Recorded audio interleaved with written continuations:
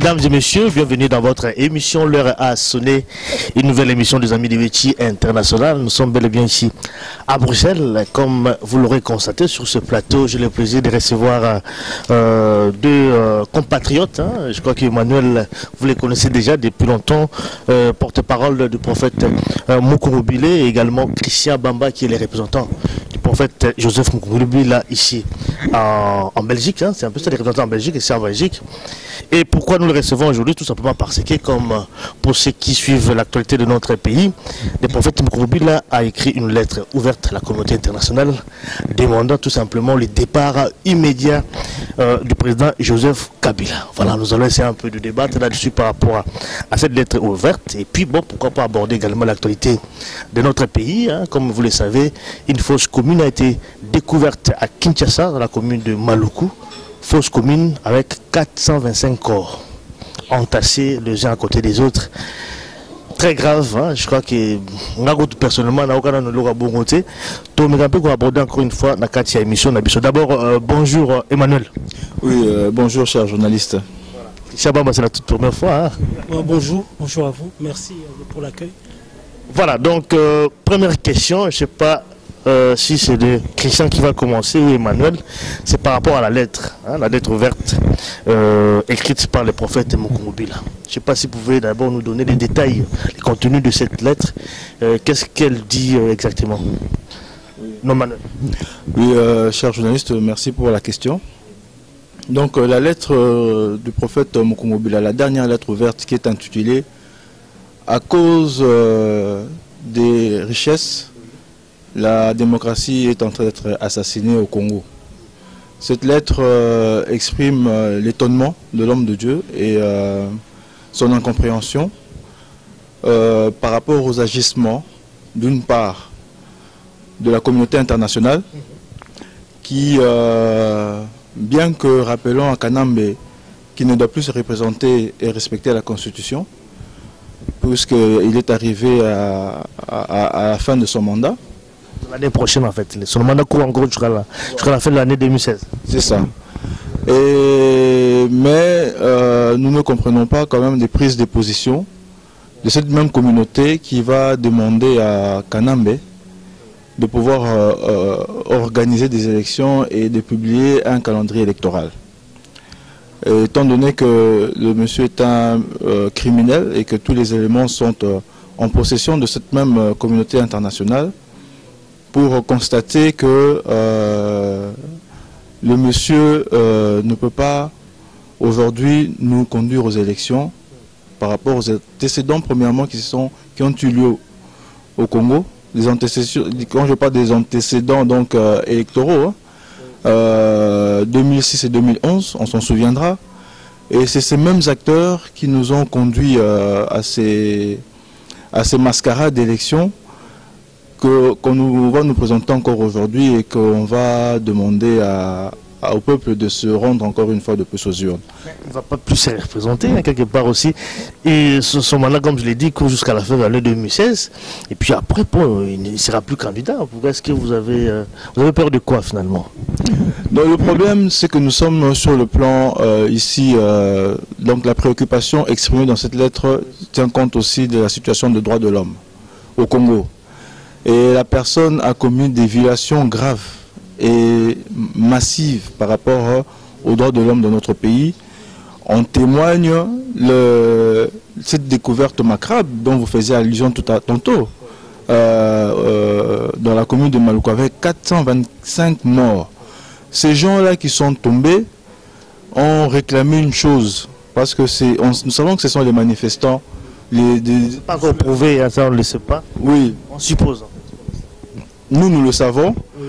Puisque rappelez-vous que le prophète, lorsqu'il a parlé au micro de son rival, et Eric Shaw de Voice of Congo, excusez-moi de faire de la... Pas de soucis. Oui, je pense que ça, tu ne vas pas m'en vouloir. Donc, il avait bien dit qu'il n'était pas d'accord avec le chiffre qui a été donné par les ONG de 42 morts et qu'il y avait beaucoup plus d'après les informations qui étaient en sa possession. Et aujourd'hui, c'est comme si Dieu venait donc lui donner une fois de plus raison. Et tordre le cou aussi à ceux qui ont toujours comme rengaine, ou je dirais comme rhétorique, de dire que Mokongo Belabomi Sabato. On peut leur rétorquer et dire maintenant, c'est qui a tué avec ces charnières-là. Celui qui a tué les gens le 30 décembre 2013, c'est le même qui a tué, encore une fois de plus. Et nous ne comprenons pas que ce monsieur puisse continuer ainsi dans son élan. Et que la communauté internationale, dans son élan meurtrier, hein, sanguinaire et vampireux, comme dirait l'autre, et que la communauté internationale nous demande à ce monsieur de nous conduire et de publier un calendrier électoral et de nous conduire vers les élections. Alors que de nous conduire vers les élections, alors que ce monsieur, par rapport à tous ces faits que je viens de détailler, doit être arrêté. Et en plus, je vais laisser mon frère, il va aussi compléter. Et en plus, le qualifier d'homme de paix, comme l'a fait Obama, c'est vraiment une confusion. Quand on voit aujourd'hui le carnage, cette découverte macabre dans les communes de Benaloko. Alors, Christian, peut-être dans le même ordre d'idée, est-ce que vous ne pensez pas que c'est antidémocratique de demander aujourd'hui à Kabila de partir avant la fin de son mandat? Parce que son mandat, comme je l'ai dit, court jusqu'à la fin de l'année 2016.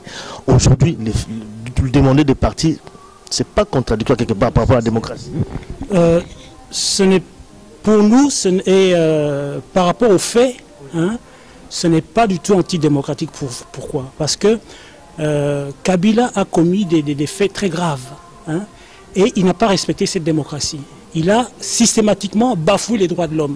Bon, je citerai par exemple le massacre des membres du Bouddha Congo, hein, les massacres des disciples de Mukungubila, hein, et dernièrement le massacre des étudiants, hein, dont on vient de retrouver les corps, hein, sans parler de Chebea, hein, et sans parler de Tungula, Amon Tungula. Donc à cause de ces crimes, il est très mal placé.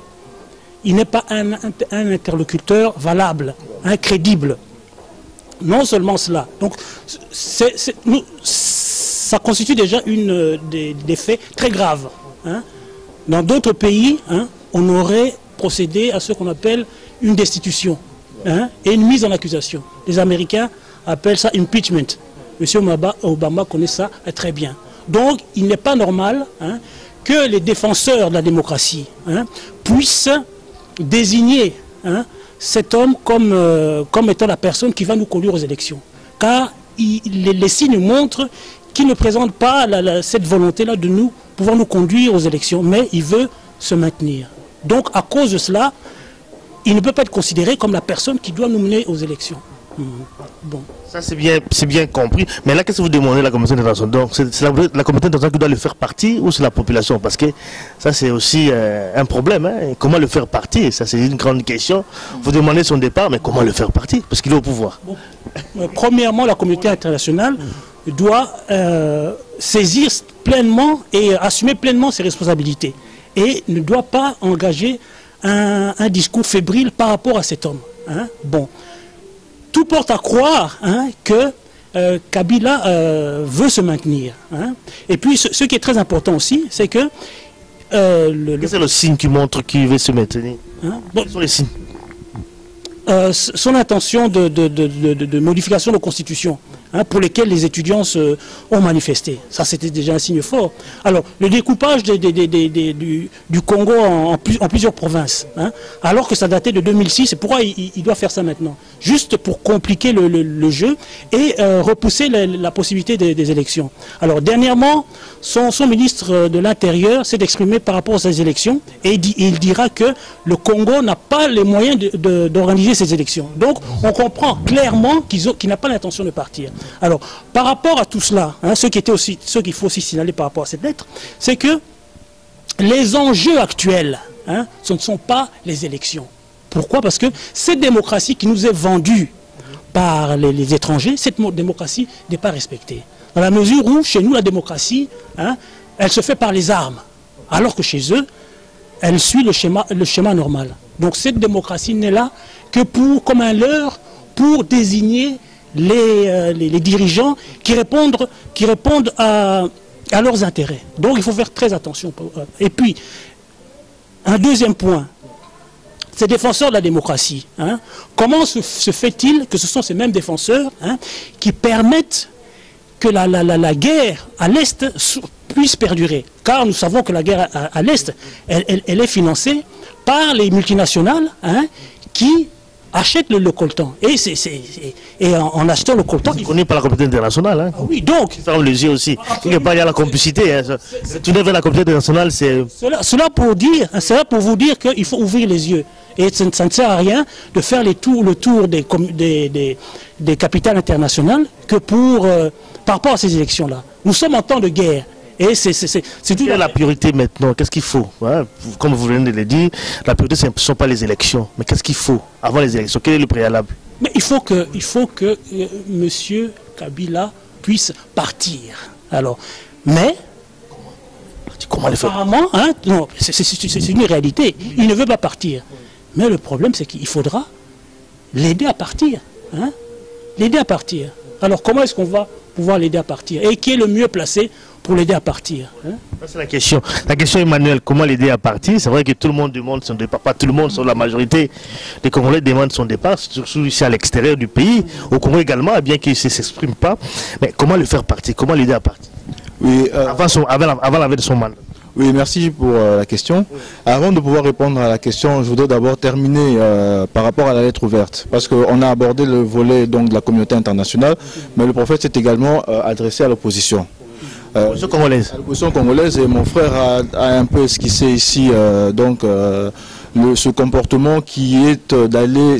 C'est une agitation qui se fait remarquer de la part de l'opposition qui sont prêts à aller avec...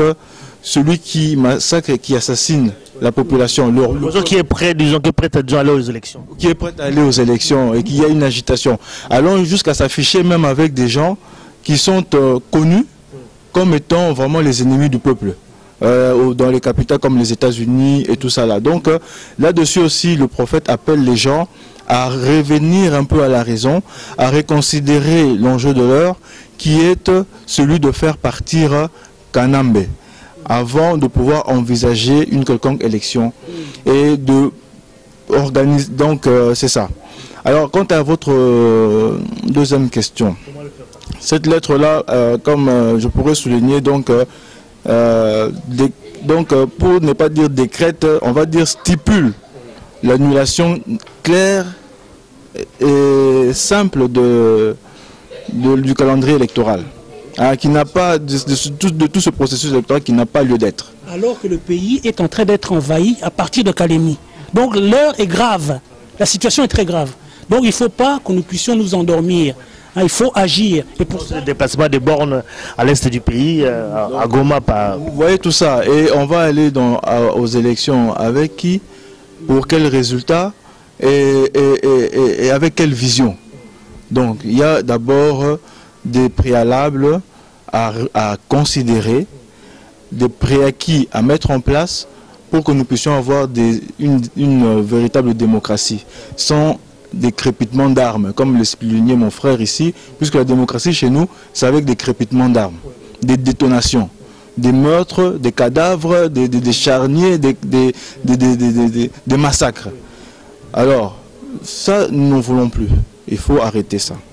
Et arrêter ça, c'est faire partir Kanambe. Comment faire partir Kanambe? La lettre de Mukungoube vient une fois de plus, donc, comme je disais, interpeller cette communauté qui a tous les éléments en sa possession. Plutôt que de qualifier Kanambe comme un homme de paix, comme l'a fait dernièrement Obama, à notre plus grande déception et même surprise et étonnement, il serait mieux de reconsidérer le monsieur pour ce qu'il est, un sanguinaire. C'est comme ça que le prophète l'a qualifié. Et étant donné que c'est un sanguinaire, il doit pouvoir être arrêté.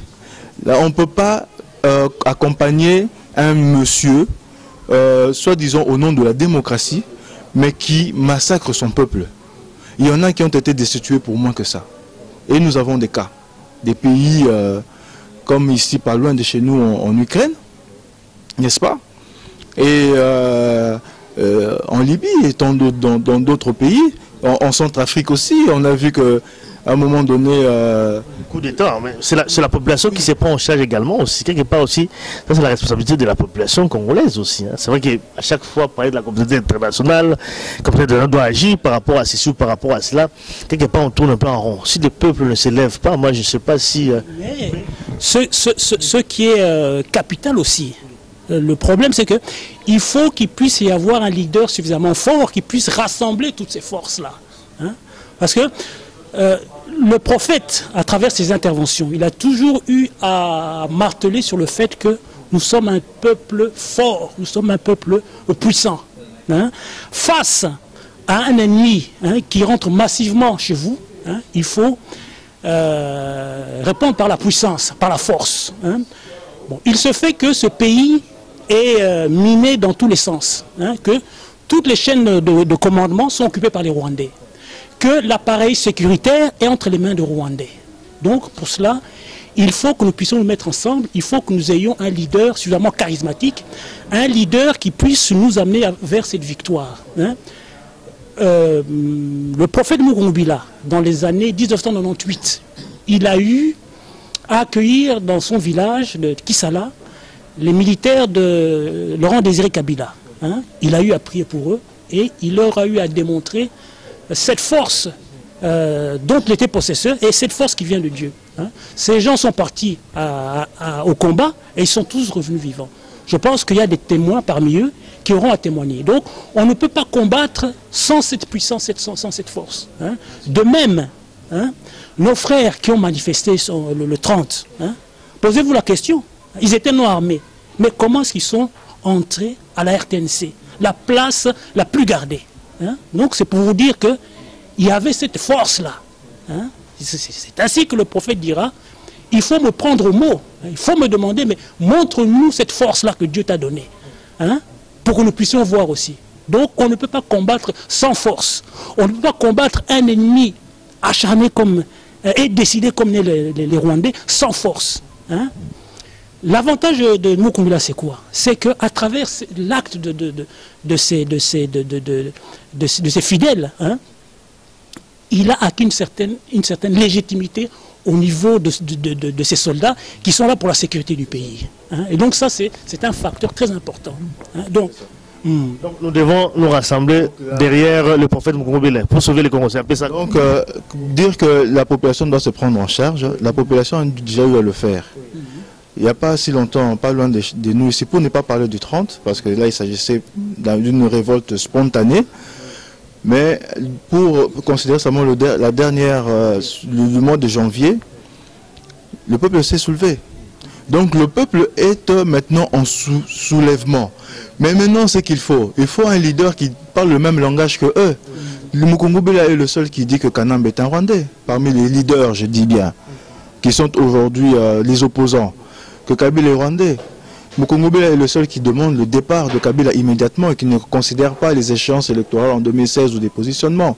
Et puis, comme disait mon frère, ici, il ne suffit pas de faire le tour de capitale pour qu'aujourd'hui tu prennes des photos avec des congressmen américains et tu viens pour dire que voilà, ça y est, je veux devenir président. Le cas du Congo est tellement stratégique et tellement sensible que la force et que la personne qui doit pouvoir aujourd'hui prétendre à prendre la tête de ce pays doit pouvoir être outillée spirituellement et matériellement des capacités qui sont au-dessus de l'humain. Au-dessus de l'humain, clairement. Sans compter la sagesse politique. Hein? Voilà. Au-dessus des forces de l'humain. Lorsque nous disons ça, nous le disons en connaissance de cause, nous le disons pour le bien du pays, nous le disons parce que le peuple qui a crié à Dieu, et Dieu lui a répondu en envoyant le prophète pour sa véritable indépendance. Et c'est dommage qui est comme ça de la distraction, surtout de la part des leaders. Et comment des leaders de l'opposition? Et pourquoi ces leaders-là ne citent jamais Mukungubila? Pourquoi ne parlent-ils jamais de Mukungubila? Ils le connaissent. Et ce qui est très important à dire aussi, c'est que lorsqu'on dit que Dieu a envoyé Mukungubila, ce n'est pas du tout léger. Hein? C'est très profond. Pourquoi? Parce que dans ce pays, il y a des prédictions, il y a des visions, il y a des signes qui vont dans ce sens-là. Et l'intervention de Mukungubila en tant que défenseur de la patrie ne fait que confirmer tous ces éléments-là. Donc, si on parle de cela, c'est sur base de faits objectifs. Voilà, mais ça c'est bien dit. Mais comment faire concrètement? C'est vrai qu'il faut se mettre ensemble et désigner un leader, un rassembleur pour sauver notre pays. Mais comment est-ce que les Congolais peuvent se mettre vraiment ensemble? Parce que vous avez parlé de leaders de l'opposition qui circulent un peu partout ici à l'étranger. Mais chacun a sa vision, sa manière de voir les choses, tout ça. Et puis bon, il y en a qui voient simplement les élections au Congo. Mais comment est-ce qu'il faut faire pour rassembler tout le peuple congolais derrière Mukungubila, comme vous le dites? Est-ce que c'est facile? C'est concrètement? Il faut voir l'intérêt supérieur de la nation. Et il faut aussi considérer la situation terrible dans laquelle on est de grave. Et il faut aussi considérer quelle est la personne qui peut nous permettre de faire face à cette situation. Les adeptes des autres, que c'est lui le leader. Nous avons dit ceci. Nous avons dit ceci. Le Congo, ce n'est pas un pays qu'on dirige par ambition. Simplement, tu te réveilles, tu dis je vais devenir président du Congo parce que Kabila a été président, un taximan, alias Kabila a été président, un taximan en Tanzanie, il est devenu président, donc moi aussi je peux. Non. Si Dieu a permis cette situation, c'est pour justement nous permettre de comprendre. C'est une humiliation d'avoir un monsieur comme Kanambe à la tête de notre pays. C'est une humiliation, une grande humiliation. Et beaucoup de Congolais aujourd'hui sont conscients de cela. Beaucoup de Congolais. Comme disait Jean-Jacques Rousseau, le peuple, on ne peut pas le corrompre. Le peuple sait qui est qui et qui est Mukungubila. Le peuple le sait. Même toi qui me tends le micro, tu sais qui est Mukungubila. Mais bien souvent, ce qui arrive, c'est que le peuple est souvent trompé. Et trompé ici, surtout par certains leaders de l'opposition et qui connaissent bien aussi qui est Mukungubila. Non, il y a, je pense que les dirigeants politiques se rendent compte de sa sagesse, de la pertinence de ses analyses et de ses propos. Mais il y a une certaine malhonnêteté à ne pas pouvoir le citer. C'est ça tout le problème. Donc, c'est ce qui est vraiment regrettable. Je vais te couper quelques minutes. Même le pouvoir ne cite jamais le nom de Mukungubila. Même Mende, il n'ose pas le faire. Si je me trompe, qu'il le fasse, qu'il le dise. Mais il ne le fera pas. Et puis, c'est ça, mais bon, est-ce que d'un crapaud, est-ce que le Loupembekou est d'un crapaud? Je ne pense pas. C'est un chien mort. Mais ce qu'il faut dire, c'est que le pays, notre Congo, comme je disais, est très spécifique. Il faut prendre, est très particulier. Il faut prendre le cas des nombres de morts qu'il y a eu au Congo. Il y en a eu beaucoup. Prenons l'époque Léopold. On parlait déjà de 10 millions de morts. En passant par jusqu'à l'indépendance. De l'indépendance, 32 ans de dictature. Il y a eu des morts, des guerres, des sécessions à gauche, à droite. Ensuite, l'arrivée de Laurent Désiré Kabila. Il y a eu des morts. Et puis, Kabila est parti. On nous a mis le Rwandais, le petit Rwandais. Il continue de massacrer. Tous ces gens, tout ce sang versé, crie vengeance. Demande justice. Et c'est lui qui doit pouvoir rendre cette justice-là. Bien aimé, mes frères et sœurs, c'est qui? Qui peut avoir la capacité là de nous dire aujourd'hui? Parce que tous ces morts-là n'ont jamais, il n'y a jamais eu un procès, il n'y a jamais eu une justice faite pour eux. Ils n'ont jamais été indemnisés. C'est des vies fauchées qui sont là en attente, comme c'est écrit dans la Bible, qui sont là en attente de pouvoir être donc rétablis dans leurs droits. Mais Alors pour pouvoir y arriver, ça demande certaines capacités, ça demande d'être outillé. Et je sais pas. Si vous, je sais pas. Et ce qui est très important aussi, hein, c'est que dans nos coutumes africaines, vous savez que moi étant chef, toi tu ne pourras pas venir dans mon village et faire n'importe quoi. Si tu as cette prétention-là, ça c'est ton problème. Je pense que tous les Congolais sont conscients de la particularité de ce pays. Bien sûr, même s'ils n'en saisissent pas le pourquoi, ils savent que ce pays est particulier.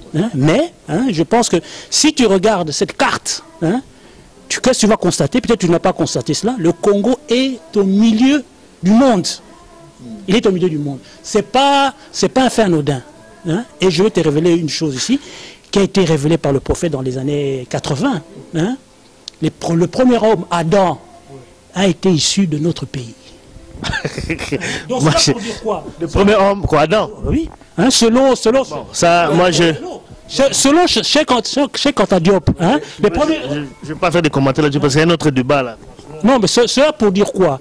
Cela pour dire que le Dieu a des visées sur ce pays. Dieu a des visées sur ce pays. Et ce pays, comme l'homme de Dieu a toujours eu à le dire, il appartient à Dieu. Donc c'est un grand village qui doit vivre selon les règles de Dieu. Donc on ne peut pas venir faire n'importe quoi. Et c'est pour ça qu'il y a blocage. Dieu, pendant un certain temps, il a laissé faire. Mais Dieu est doit récupérer les choses en main. Donc il faut qu'on fasse très attention à la manière dont on va concevoir la politique dans ce pays. Et s'il y a blocage, c'est parce que Dieu veut gérer ce pays différemment. Et Dieu, le problème, c'est qu'il agit à travers son envoyé. C'est ça tout le problème. Aujourd'hui, on a eu à prier. Et c'est bon de prier. Mais il faut savoir que, conformément à tout ce qui avait été annoncé, Dieu devait agir à travers un homme. Et donc, il ne faut pas être distrait. C'est pour ça que le prophète dira, il faut que nous faisons preuve d'une responsabilité prudente. Voilà, c'est bien compris. Je crois que responsable. En résumé, peut-être à Bato Bazola Nabiso, c'est vrai qu'Awa a toujours parlé sur la lettre ouverte où ils allaient publiée par le prophète Mokobile, tout ça la porte-parole à Mokobile, Awa, tout également la représentante à Mokobile, Bazali qui parlait sur lettre, ou Azali qui senga en tout cas départ à Kabila, il faut Kende, Azali étranger, avant l'élection, on ne peut pas aller dans l'élection avec Joseph Kabila parce que jamais l'élection cause la libre et démocratique, ceux qui sont dans le pouvoir, donc il doit d'abord partir, et puis après, les Congolais vont en place. Et aussi, il faut également que les Congolais soient là. Tout le monde déjà plusieurs fois, se mettre ensemble, mais il faut qu'on se rassemble derrière un leader, prophète Joseph Mukongobile, c'est-à-dire qu'il faut qu'on soit ensemble derrière le prophète Mukongobile, parce qu'il y a parce que le problème des Congolais, comme je voulais le dire, c'est un problème beaucoup plus spirituel, c'est un peu ça, comme vous avez dit, donc... Il faut d'abord... Tu vois, le problème de Congolais, c'est un problème d'ego surdimensionné. C'est ça le problème. Or, maintenant, nous devons apprendre à mettre, comme l'a souligné mon frère ici, l'intérêt général de l'avant. Apprendre aussi à écouter un peu ce que le peuple demande. C'est cela. Il ne suffit pas d'aller... vouloir remplacer juste la tête et garder donc le corps avec la même maladie, vous voulez seulement remplacer la tête. Non, non, non. C'est tout le corps dont il faut se débarrasser. Voilà. Aujourd'hui, y arriver, nous avons un peu esquissé ici une piste de solution pour y arriver.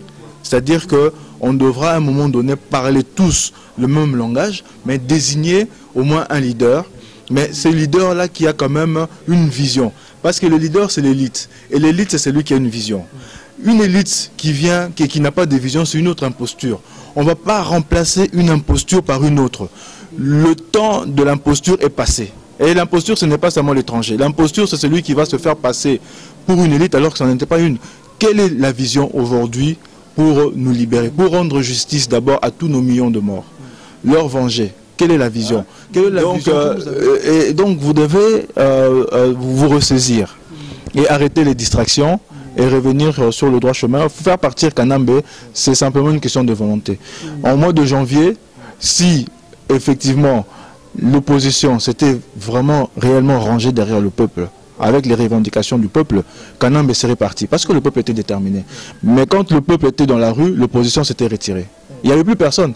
Qui était celui-là qui était encore dans la rue? On les a vus le 19 et puis les autres jours, pendant les 3 autres jours, ils étaient terrés. Ils étaient cachés et personne pour relayer les revendications de la population. Aujourd'hui, c'est seulement Mukungobila qui est le seul aujourd'hui à pouvoir parler le même langage que le peuple. Voilà, c'est bien dit par rapport à cela. Mais aujourd'hui, bon, prenons le cas que Kabila partait aujourd'hui. Quel est le scénario que vous prévoyez, hein? S'il partait aujourd'hui même là, qu'est-ce qui va se passer? Est-ce que vous prévoyez un peu ça? Il faut une période de transition. Il faut une période de transition pendant laquelle on discuterait de tous les problèmes dans lesquels nous avons vécu jusqu'à aujourd'hui. Pourquoi nous sommes arrivés dans de tels problèmes, hein? Parce que c'est très important qu'on puisse réveiller les consciences, hein? Il faut qu'on puisse analyser la situation parce que vous voyez, cette situation de pouvoir collaborer avec l'ennemi, hein, ce n'est pas normal. Hein. Cette situation de pouvoir accepter que les gens qui ont collaboré puissent comme ça se représenter aux élections, ce n'est pas normal. Donc quelque part, il faut éduquer ce peuple. Hein, et je vous rappellerai les propos du prophète en 2006. Lorsqu'on lui posera la question, quel est votre projet de société? Il dira, hein, comment est-ce que je vais présenter un projet de société lorsqu'il n'y a pas de société? Hein? Donc il faut que les Congolais puissent être éduqués. Il faut que les Congolais on puisse leur transmettre des valeurs saines, hein? Autour de laquelle il pourra se constituer une conscience collective, mais autour de valeurs fortes, saines, qui vont pouvoir guider justement et lui donner une certaine vision par rapport à l'avenir. Hein? Si vous ne faites pas ce travail-là, ça ne sert à rien. Hein? Donc il faut un leader tel que Mukungobila, que pour pouvoir nous mener vers cela. Voilà, juste un point pour compléter mon frère, avant de peut-être de te rendre le micro. La transition, donc aujourd'hui, c'est quelque part, ce n'est pas terminé. Ce n'est pas parce qu'on a eu 2 élections. Parce que c'est depuis 2000, depuis les conférences nationales, Mukungobila était déjà à l'époque donner déjà l'alarme, parce qu'il fallait écouter la prophétie de Dieu sur le pays. Il devait intervenir à la conférence nationale, mais cela n'a pas été possible. Il n'a pas été fait pour des raisons politiques. Alors il dira que le pays connaîtra une transition telle qu'on n'a jamais connue, parce que le plan et la vision que Dieu a pour ce pays n'ont pas encore été dit clairement, et on n'a pas donné cette occasion-là. D'où aujourd'hui la transition qui est nécessaire et je dirais même obligatoire. Après donc le départ de Kanambe, de toute façon, tout le monde voit bien que c'est la fin de Kanambe, donc il va partir. Si nous décidons de le faire partir réellement, donc c'est une question de temps et ça dépend que de nous. Il faudra qu'il y ait une transition où le prophète pourra s'adresser à la nation concernant les révélations du Congo et des Congolais. Voilà, c'est clair. Mais pour terminer, je crois que le dernier dossier que nous allons aborder aujourd'hui, c'est par rapport à la fosse commune qu'on a découverte à Maluku. 425 corps retrouvés, donc entassés les uns à côté des autres. Votre lecture de la situation, qu'est-ce que vous pouvez dire par rapport à cela, peut-être pour terminer cette émission? Emmanuel ou...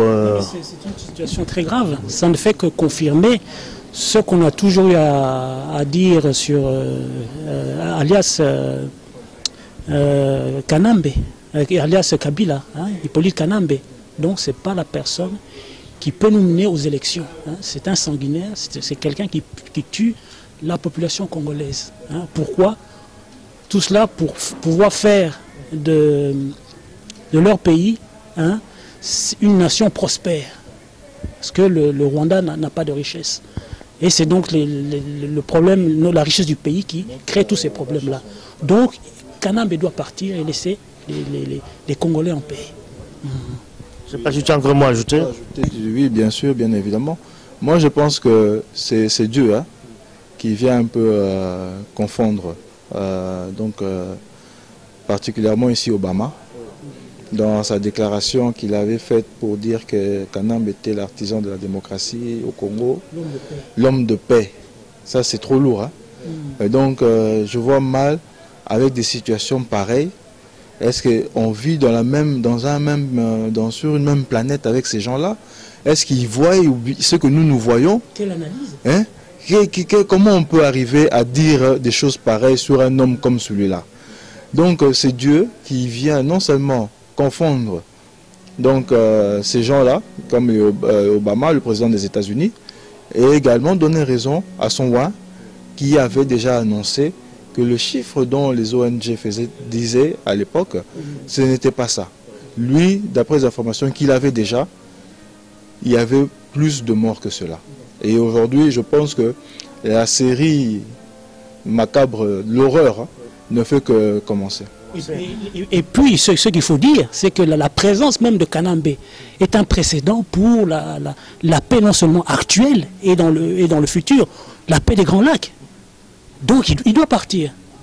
Il doit partir, ben, de toute façon, à Rokedega, parce que même ce bel élection, il est déjà parti. Ça, c'est ce que le prophète a déclaré. Il est déjà parti. Si vous attendez les élections... Non, on n'attend pas les élections. On dit que par rapport aux élections, d'ailleurs, il doit partir à cause de représenter tout.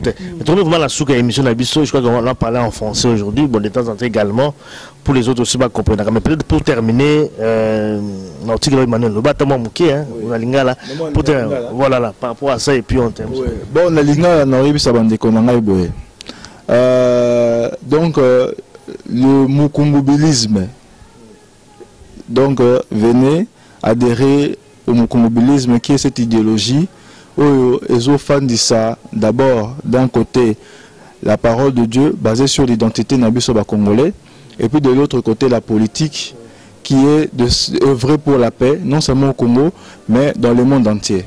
Donc, soutenir combat à Mukongobila, et ça ne fait pas de toi forcément un disciple de Mukongobila. Voilà, ça ne fait pas de toi forcément un disciple de Mukongobila. Soutenir le combat de Mukongobila, c'est soutenir une lutte pour la paix au Congo, et une lutte dure et acharnée. Depuis nos pères de l'indépendance jusqu'à aujourd'hui, nous luttons, nous perdons nos frères, nos sœurs, et les pères de l'indépendance qui sont tombés jusqu'à aujourd'hui. Et Mukongobila est dans cette même lignée. Pour parler des gens comme des Armand Tungulu, qui sont aussi des modèles, qui n'ont pas eu peur de mourir, qui ont affronté la mort pour la liberté de son pays. Et soutenir donc Mukongobila, c'est adhérer à cette idéologie de Mukongobilisme, qui est de lutter pour la paix au Congo et la paix dans le monde.